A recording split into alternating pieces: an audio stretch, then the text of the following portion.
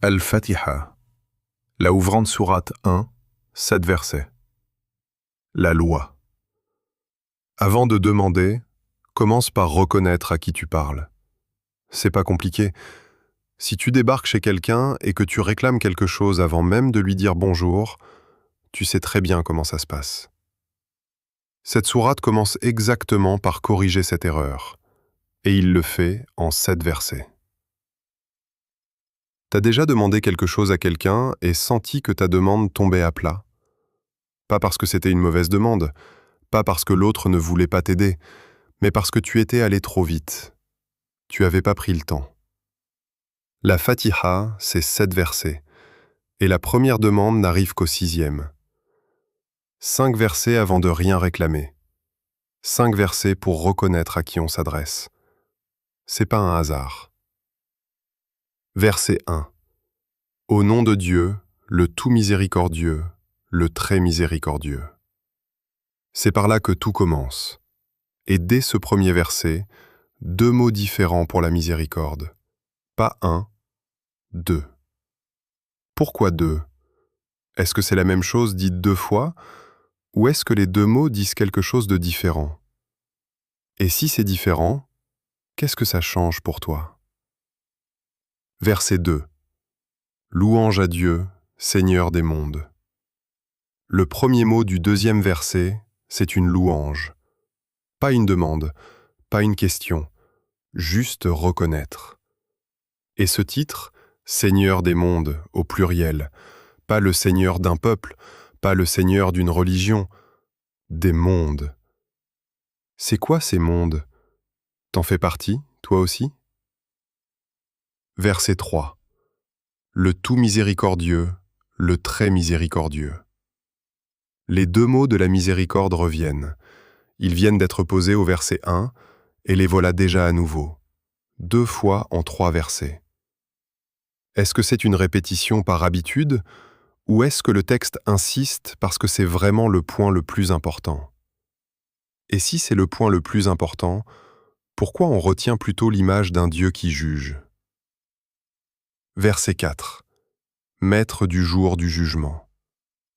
Là, pour la première fois, le texte parle de la fin des choses, du compte, du verdict. Mais regarde comment c'est amené. Après 3 versets sur la miséricorde, voilà le jugement. Est-ce que l'ordre dans lequel les choses sont dites change la façon dont on les comprend? Si le jugement avait été mentionné en premier, est-ce que tu aurais lu ce texte différemment? Verset 5. C'est toi seul que nous adorons, et c'est toi seul dont nous implorons le secours. Relis les 4 premiers versets. Il parlait de Dieu à la 3e personne, comme si on décrivait quelqu'un d'absent. Et là, d'un coup, c'est toi. La distance disparaît en un mot. Qu'est-ce qui a changé entre le verset 4 et le verset 5? Pourquoi ce basculement arrive exactement là et pas avant? Verset 6. Guide-nous sur le droit chemin. La première demande, la seule demande de toute la sourate. Pas la santé, pas l'argent, pas la victoire sur les ennemis, juste guide-nous. Pourquoi c'est ça la demande? Si t'avais une seule chose à demander, est-ce que t'aurais pensé à demander ça? Verset 7. Le chemin de ceux que tu as comblés de bienfaits, non pas de ceux qui ont encouru ta colère, ni des égarés. Le chemin droit, c'est pas une idée abstraite, c'est le chemin de gens réels qui l'ont marché avant toi. Et le texte se ferme sur 2 mises en garde. Ceux qui savaient et ont refusé.